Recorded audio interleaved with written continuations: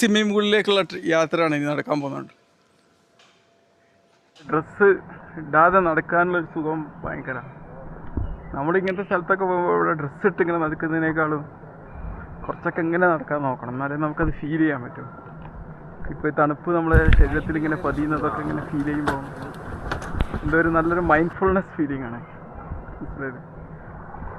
ഈ തണുപ്പ് നമുക്ക് എപ്പോഴും ഇങ്ങനെ പോകുമ്പോൾ ഒക്കെ കൂടെ കരുതാൻ പറ്റുന്ന തണുപ്പാണല്ലോ.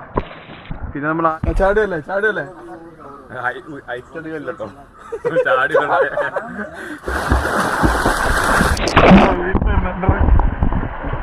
പിന്നെ